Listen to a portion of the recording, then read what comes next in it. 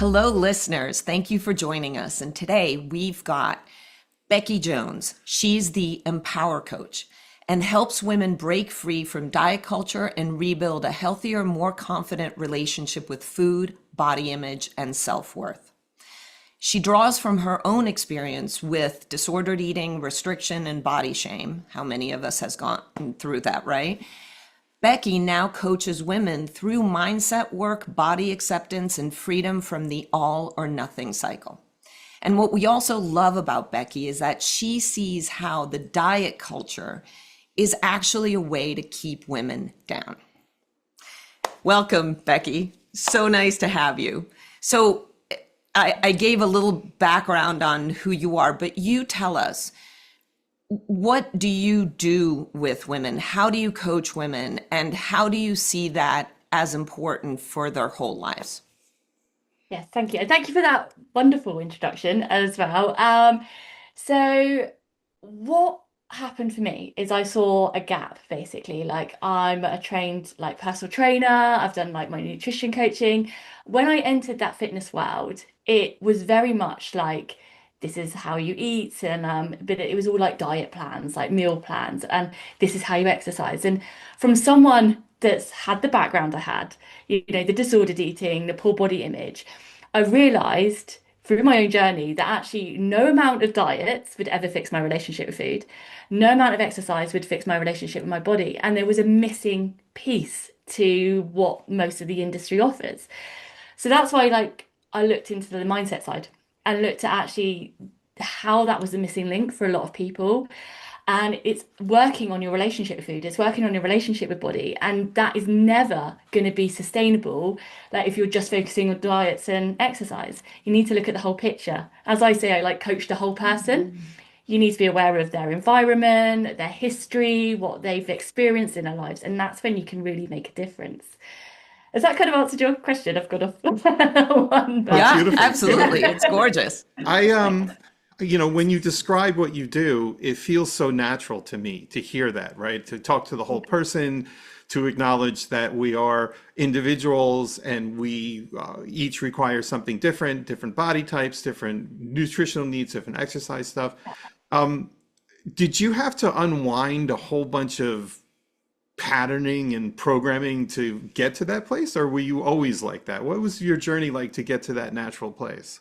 oh well, yeah, it's been a journey. But I was a young teen when I started having issues. And I grew up very much in that 90s diet culture era, the nothing tastes as good as skinny feels and all that was going on. Yeah, I know. Drives me mad. But I'm 42, so I was in the midst of that kind of culture. What was happening for me at the time is I was actually being quite bullied at school, a lot of external pressures, and for me, like a way of control, taking back control of what anything I could was controlling food.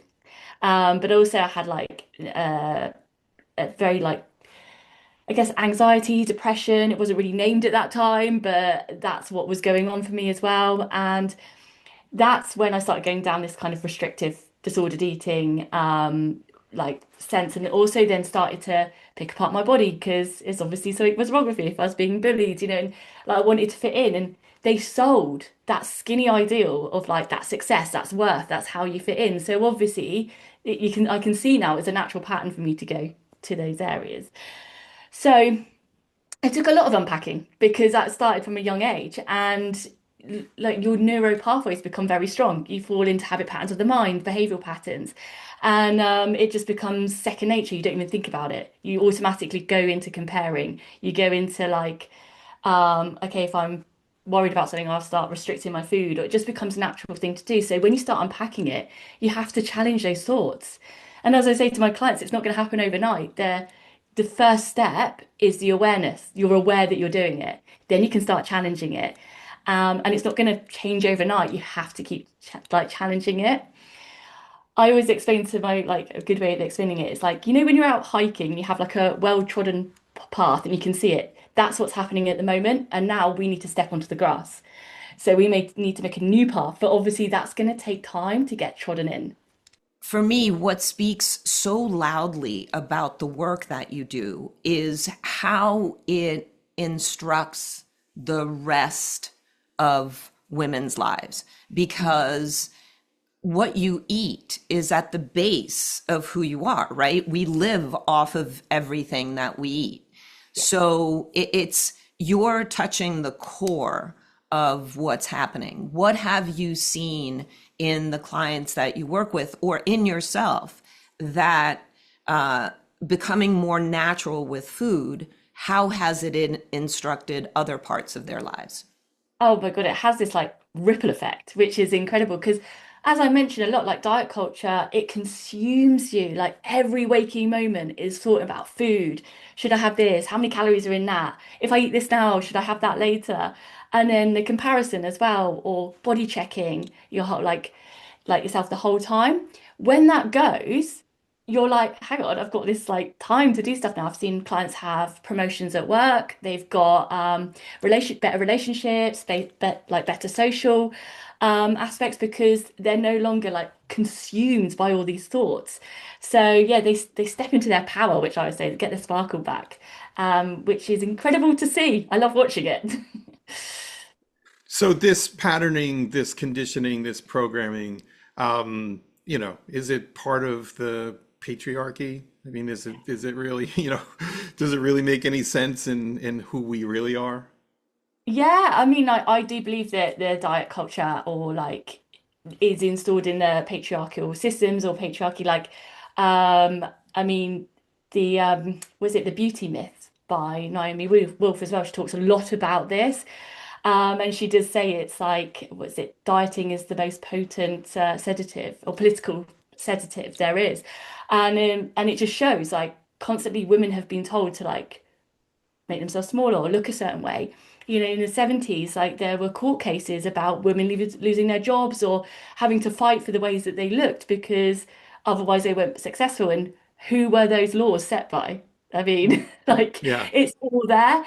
And I get it all the time when I speak out about this stuff. Like people say, there's nothing to do with the patriarchy. Women set these standards. It's like, well, no, actually, if you look in history, that's not the case. And mind you, history was created by his story, right? Yeah. So as they started writing things down and domestication happened, so we Yeah, like, we're missing her story, yeah. right? In all Yes, of this. absolutely, absolutely. And it's yeah, you're exactly right there. I mean, scholars or people within in the educational system, they just there wasn't women representation there whatsoever. Like you weren't allowed like even with like midwives and stuff like that and like obviously the witchy stuff like women were the ones that were healers. But then it became only men could get educated and do the medical stuff. So it was they were like pushed out of what. So there's so much going on, and it's like, yeah, it's mind blowing when you look into it. Yeah, and you bring up something really interesting because women were the healers and they Mm, worked off of nature a great deal, right? mm, And nature offers us so many of the healing properties, which, then pharma can take yeah, and make more potent as needed, but we start from nature. So, in that, what do you think nature tells us in terms of who we should be as women? oh, that's interesting. Never thought about it in that side, but um, yeah, I guess is that from like how we're in nature or like how yeah. So I guess it obviously there's a lot of I don't know how to articulate myself around this. Yeah, it's okay. Anything that comes to mind Well, is we, great. we we try to pride ourselves on putting people into difficult spots because then It's then it's like, unexpected. oh, So okay. so you making us happy, and I think the Yeah. audience as well. Yeah. Oh, that's good. Put me in a difficult spot. But no, there's obviously in nature you see a lot. Obviously, I'm big on like energy as well. You have feminine and masculine energy, and like the divine feminine and things like that as well. But in yeah, in nature, in particularly, like I I'm really struggling to answer this question actually. So, That's all right. That's all right. It's Well, something. It's something for us to think about. but also Like it what shows me. nature wants us to be as the But it's healthiest, also right? Yeah. significant because one of the things that we talk about is how the patriarchy basically programs people like a cult, right? Yes. And Yeah. and while that question sounds like it should be on the tip of our tongues, you're still we're all in the process of being interceded by the cult mentality, right? Yeah. And so what you're showing us all is that it's like, oh, okay, there's so much programming here that this question of how we can be natural, which is Yeah. to not be so concerned with stuff in a way, right? So Yeah. so it's Yeah. sort of like the answer to the question is, oh, well, it just is, right? So, That's what I put. you know, That's true. right? And that's nature, right? But Yep. we're in Yeah. this cult of programming. What do you think about the cult of programming? Do you keep seeing signs of it? You know, is your efforts to do your social media to help us all unwind from it? What do you think about the cult programming? Yeah, it's yeah, interesting. I mean, it's especially with like let's say big pharma and all stuff, like how they sell to everyone is like they invent problems as well. And it's this like kind of cult like mentality. It's like we have the solution to this problem that we've just invented that's that you're going through, or they prey on people's weaknesses. Obviously that's very cult-like mentality as well. Prey on people's weaknesses, or their naivety, or their wanting to fit in as well.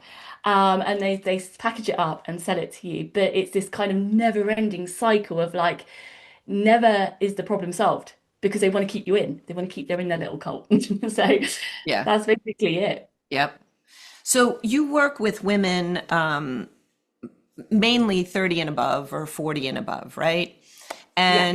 And as you know, we made our film about the evolutionary history of menopause and how menopause is a very important, vital transition that we go through when we're transitioning into the wisdom leadership phase.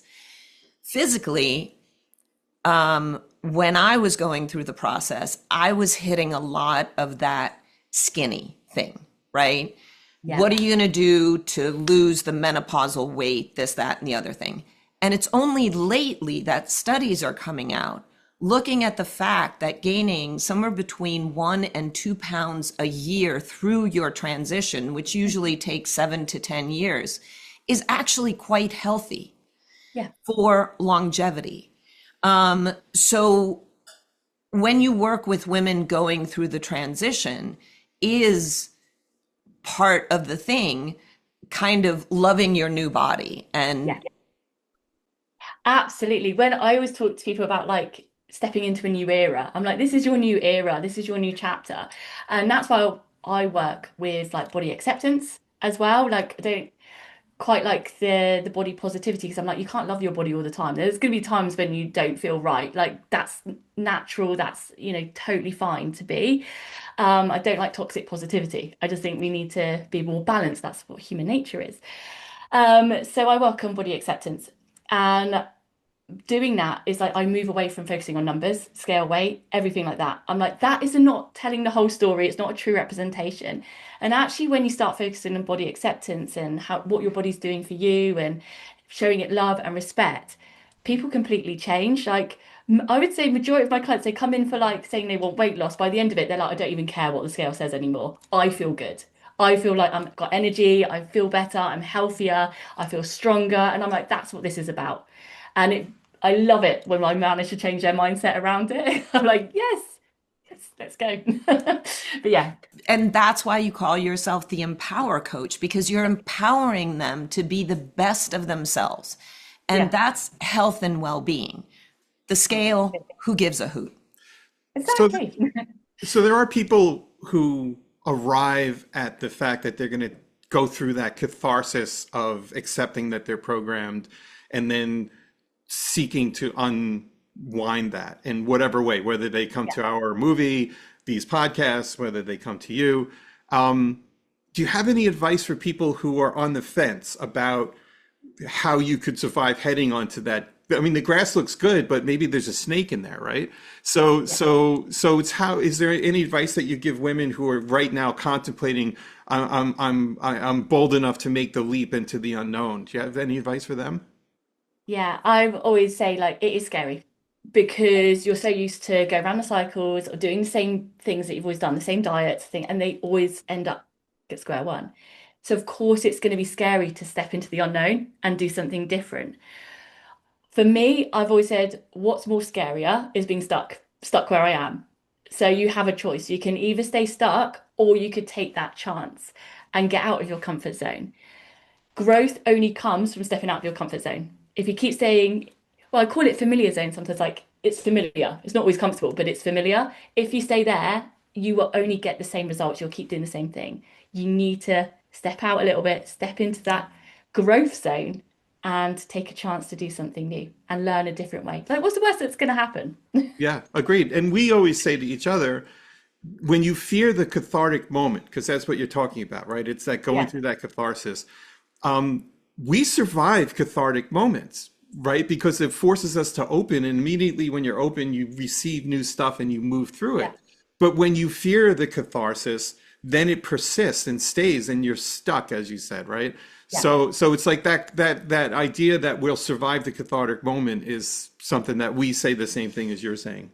yeah. I love that because I myself right now, there's a storm that I need to go through. And I just lately heard that buffalo, as a herd, go if there's a storm, they turn around and they go into the storm, where all the other like antelopes and deer, etc., run away.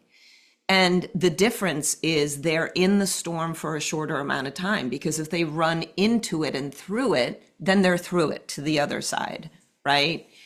Yep. Have you seen in the work with yourself and your clients sometimes how that shows up? That if they just turn and just go straight into the hardest part, how that can create opening?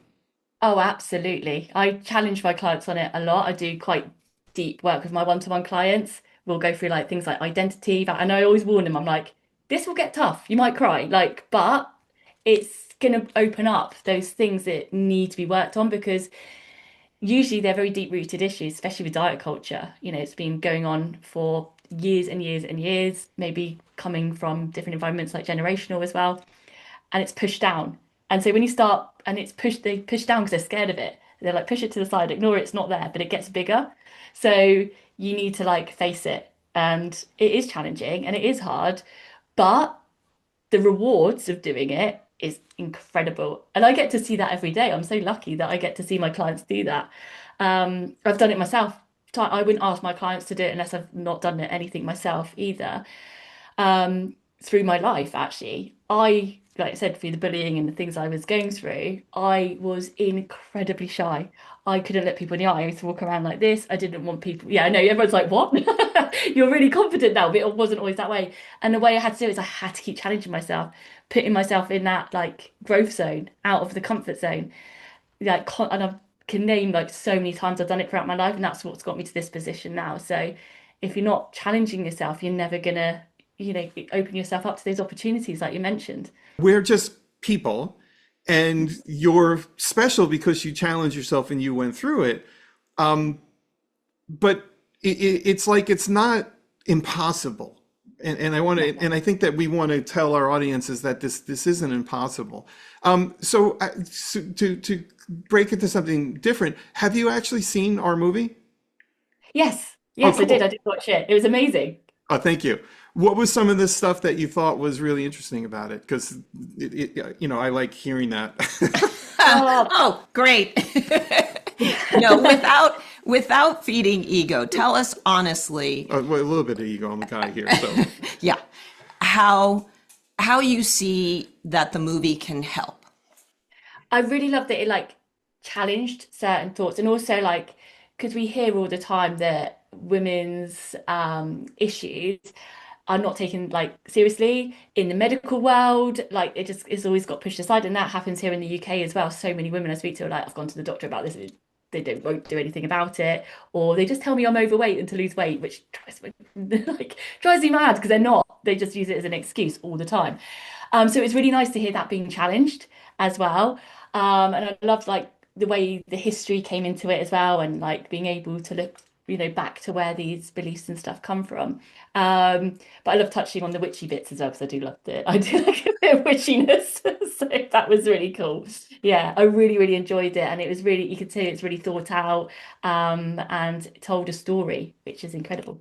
Yeah. Thank you. Thank you so Awesome. much. Do you feel like because you mentioned like in the witchy bits, we both consumed very quickly the BritBox show Riot Women, right? And we sort of have this sense that there's a little more progression in the UK for women considering being post-reproductive and finding their place, their more natural place. Do you see that as well? Yeah, I think like because I have a lot of clients across the world, in America and the UK, and we do talk about like the stuff that the issues around. I mean, um, I do feel like yeah, in the UK we do have a bit of a history where we do, yeah, stand up to things that we don't agree with, or like there's lots of marches on at the moment. I know with our politics, even there's some stuff coming in at the moment that we're quite concerned about, but people are speaking about it and are very outspoken about it, which I absolutely love. It's a bit of that punkness, which I Oh do like. yeah, for sure. I do love, which obviously got a deep history in here in the UK as well. Yeah.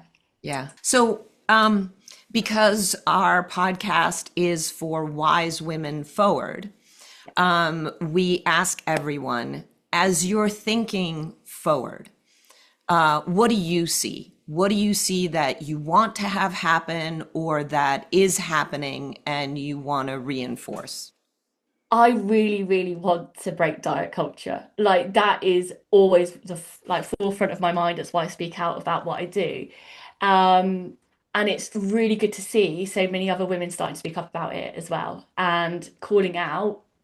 Unfortunately, we obviously had the rise of skinny talk and everything like that going on as well, but it's keep calling it out. And I really hope that we can make a better world for the next generation of women. Like I was speaking to my sister the other day. She's got a niece. I don't have children myself. And I just said to my sister, I was like, I'm trying to make a better world for her. Like, I don't want her to come into this world where she feels small. She feels her worth is tied to the way she looks. I want her to be able to be empowered as well. Yes. I love that. And Yeah. the whole premise of why we're doing this is because that world will exist as our wise women lead, Yeah. right? And you're a leader. We're so grateful for you to do the work that you do, Oh, and for you to join us on this show. And we just love the world that exists that is we're moving into. Yeah. And to our listeners, whether you are looking to get healthier or not, certainly look up Becky's Instagram and TikTok because the positivity and the great messaging and the great information that she gives on a weekly basis is really important. Yeah. And Becky, is there anything that you want to add that we should have asked you before we close?